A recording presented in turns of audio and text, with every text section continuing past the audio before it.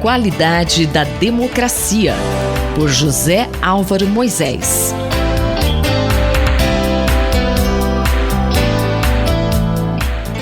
Professor Moisés, qual o tema da coluna hoje? A coluna de hoje trata dessas propostas que estão sendo concluídas em torno da manifestação do dia 15 de março. O presidente Bolsonaro é responsável por pacificar a nação, apesar dos seus arroubos autoritários. Pois desde o impeachment da ex-presidente Dilma Rousseff, o país está completamente dividido e polarizado, e isso afeta as relações do governo com a sociedade. Mas o presidente tem legitimidade e fez um voto de jurar a Constituição na sua posse. Apesar disso, o presidente Bolsonaro alimentou muitas dúvidas sobre a racionalidade das suas ações e o seu compromisso de cumprir a Constituição. Se recusou a formar uma maioria de governo no Congresso, não assumiu a liderança do seu próprio partido, não coordenou as forças que o apoiavam e, diante de um novo protagonismo no Congresso, optou pela ausência de diálogo com as forças políticas e se envolveu em conflitos com o poder legislativo. Durante todo o ano de 2019, o presidente sustentou uma retórica de confronto com seus críticos e com seus adversários. Uma retórica, na verdade, ofensiva ao decoro do cargo, pelo grau de desrespeito a importantes segmentos da sociedade, como as mulheres, os negros e os indígenas. A estratégia adotada pelo presidente se choca com a estabilidade institucional que faz parte do sistema político brasileiro, que envolve a doutrina da separação de poderes.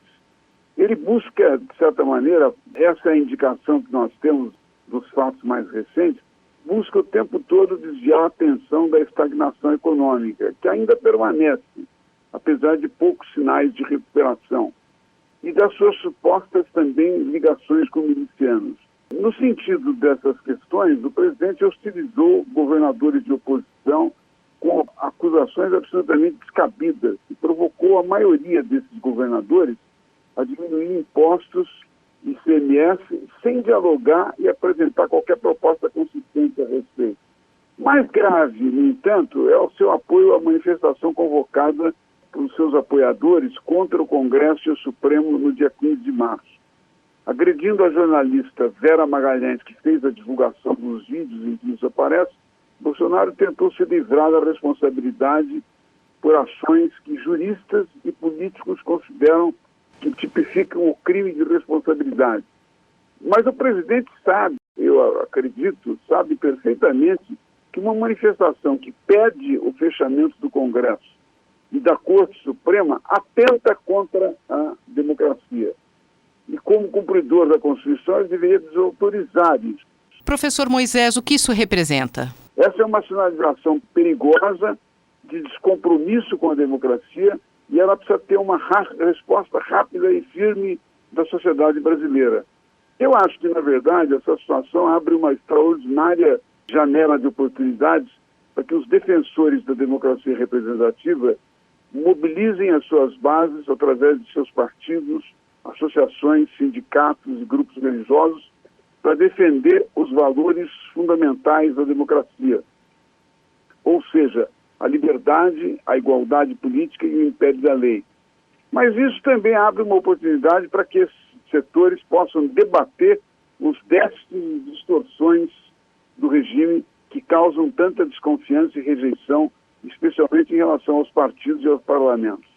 O desafio é muito claro. Eu acho que empresários, formadores de opinião, especialmente os que querem assumir o papel de líderes da nação, têm de dizer agora com toda a clareza possível que não concordam com as iniciativas do governo e dos bolsonaristas que são ofensivas à democracia e à liberdade.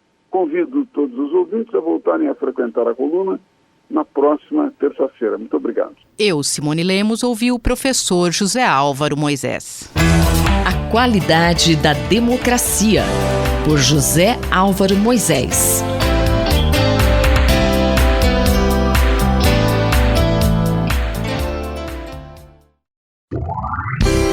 Diplomacia e interesse nacional, pelo embaixador Rubens Barbosa. Você é sempre bem-vindo ao nosso Diplomacia e Interesse Nacional. Tema de hoje: coronavírus e seus impactos no mundo. Embaixador, qual o panorama atual da crise causada pelo coronavírus no mundo? A situação na China aparentemente começa a ficar controlada. Houve uma redução do número de mortos e o número de infectados também diminuiu. Ao contrário do que ocorre no mundo, em que há uma ampliação da infecção em muitos países. Já são contabilizados 88 mil casos, 3.300 mortes, 11 países estão afetados, sobretudo o Irã com 60 mortes, a Itália com 30 mortes. O que vai influir daqui para frente é o período de duração do vírus. Quanto mais tempo persistir a ameaça de um aumento generalizado da epidemia, pior vai ser a situação do mercado. Até aqui, nós já vemos impactos muito importantes. Em termos de economia global, o que ocorreu nesses 2 ou 3 últimos meses representa a pior crise da economia global desde 2009. A projeção que se faz do crescimento da economia global dentro da situação atual em que não há uma violenta expansão do vírus no mundo é uma redução do crescimento da economia global para 1,2%. Originalmente havia uma previsão do dobro disso, mais de 2,41%. Muitos eventos importantes estão sendo afetados, congressos, conferências, até a própria Olimpíada do Japão está sob ameaça. O cancelamento do número de voos é muito importante, criando uma crise no setor de serviços, com o cancelamento também de reservas de hotéis.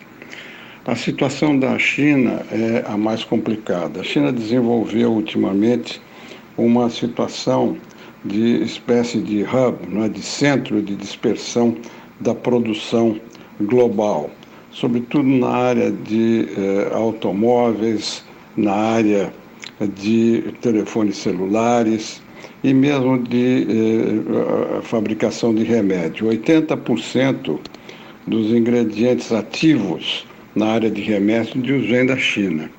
Então, essa situação de dependência das empresas globais da produção que vem da China, uma vez passada essa crise, deverá ser de alguma maneira mitigada com as grandes empresas globais procurando diversificar as suas fontes de fornecimento.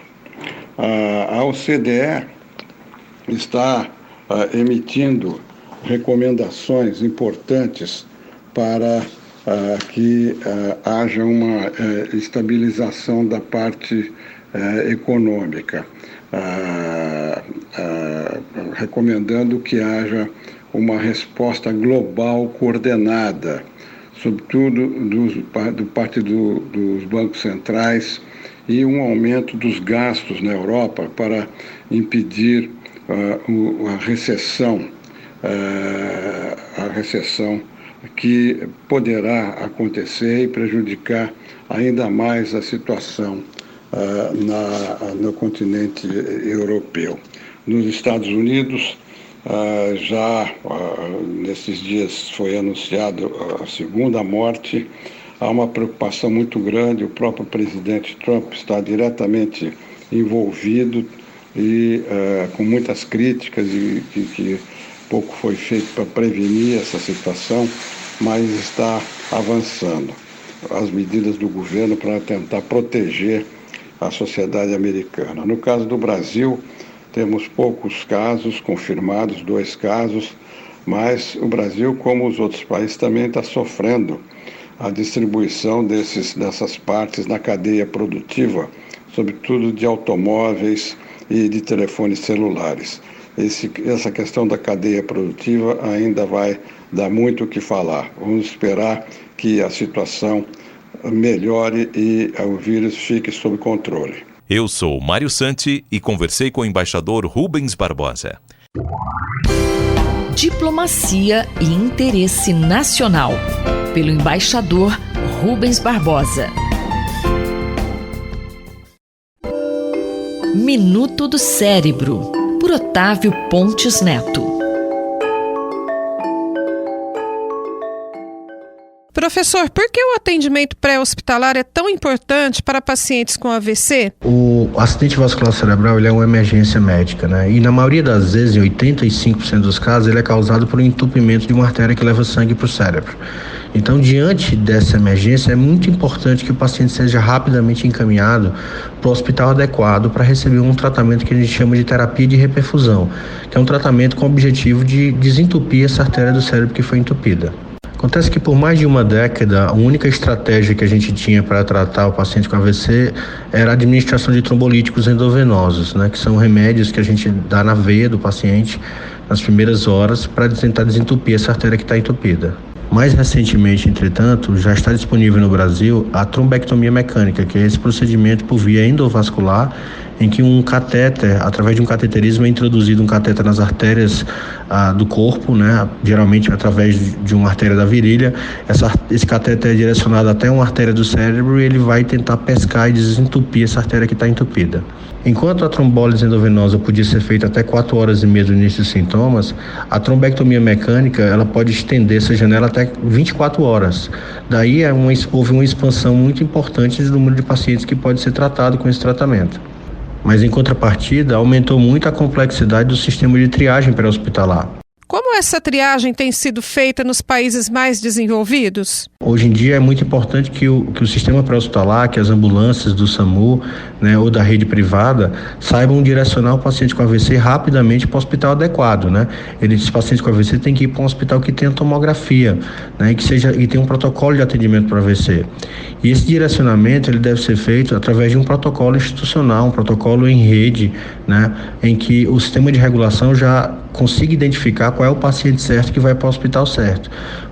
Porque isso pode levar a uma superlotação ou utilização desnecessária de recursos de saúde para pacientes que não têm indicação de terapia de reperfusão. Sem dúvida nenhuma, essa triagem pré-hospitalar para o atendimento do paciente com AVC pode ser muito potencializada e otimizada com a utilização de novas tecnologias, né? Como a telemedicina para AVC, com ambulâncias mais capacitadas. Nos Estados Unidos já existem ambulâncias que têm uma tomografia dentro, né? E também com escalas pré-hospitalares, né? Com escalas de triagem pré-hospitalar que identificam mais rapidamente aquele paciente que tem uma oclusão de um grande vaso do cérebro e é candidato à trombectomia mecânica. Então, a utilização dessas escalas, né, de novas tecnologias ou de telemedicina tem favorecido muito esse direcionamento rápido do paciente com AVC para o hospital certo, e isso é uma das soluções para que a gente possa resolver essa equação da rede de atenção ao AVC no Brasil. Acabamos de ouvir o professor Otávio Pontes Neto, da Faculdade de Medicina da USP em Ribeirão Preto. Rosimeire Talamone para a Rádio USP. Minuto do Cérebro, por Otávio Pontes Neto.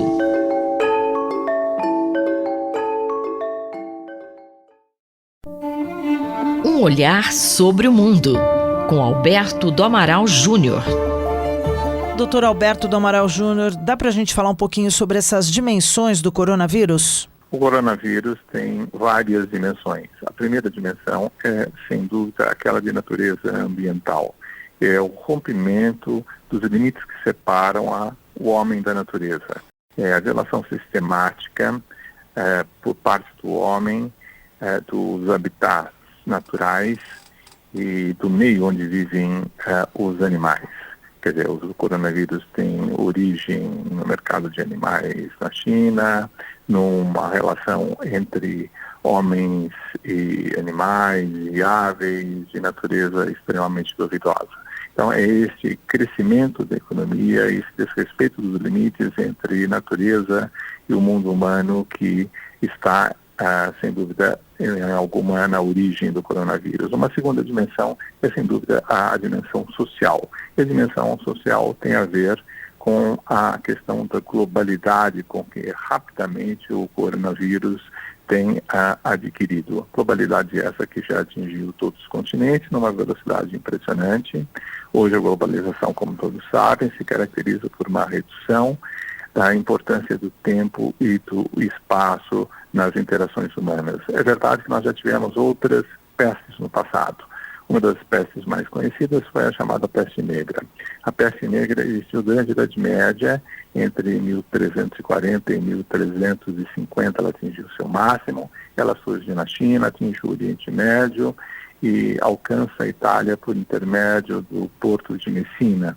E ela foi capaz de dizimar cerca de 1/3 da população europeia, e os seus resultados estão na origem do próprio Renascimento. Uma outra manifestação de pestes ao longo da história foi quando os espanhóis trouxeram para o continente americano várias doenças que eram desconhecidas nesta região do planeta e que acabaram afetando os aborígenes, aqueles que aqui habitavam e que não tinham imunidade contra tais doenças.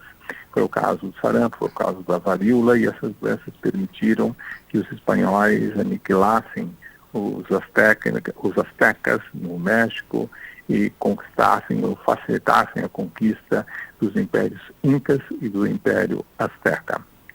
Uma terceira manifestação de peste ao longo da história foi a gripe espanhola, que matou cerca de 20 milhões de pessoas, mais do que o total de mortos durante a Primeira Guerra Mundial, entre 1918 e 1919. O que é de peculiar no coronavírus é, sem dúvida, a sua característica de ser uma doença que, sem ter um grande potencial de letalidade, tem um grande potencial para espalhar-se ao redor do mundo com uma velocidade extremamente rápida. Doutor Alberto, a cooperação internacional é importante no combate ao coronavírus? É muito importante a participação de vários países, das organizações internacionais, da ONU e das agências ligadas às Nações Unidas, o Programa das Nações Unidas para a Alimentação e Agricultura, a Organização Mundial da Saúde. Isso mostra tipicamente que o multilateralismo é importantíssimo nesta fase, que a ideia de que um mundo constituído apenas por nações nacionais não é suficiente. Vejam, por exemplo, a questão dos efeitos econômicos provocados pelo coronavírus, efeitos na demanda, efeitos na oferta, efeitos que afetam, inclusive, dramaticamente a realidade brasileira, que pode diminuir o crescimento econômico mundial, e só uma cooperação efetiva pode contribuir para a resolução desse problema, haja visto o fato de que, recentemente, o G7, o grupo dos 7 países mais ricos do mundo, anunciou medidas econômicas com vistas à ajuda para encontrar uma solução para o coronavírus, uma pesquisa que possa buscar uma vacina para combater essa doença. Eu sou Sandra Capomatto, você ouviu o professor de Direito Internacional, Dr. Alberto do Amaral Júnior, da Faculdade de Direito da Universidade de São Paulo. Um olhar sobre o mundo, com Alberto do Amaral Júnior.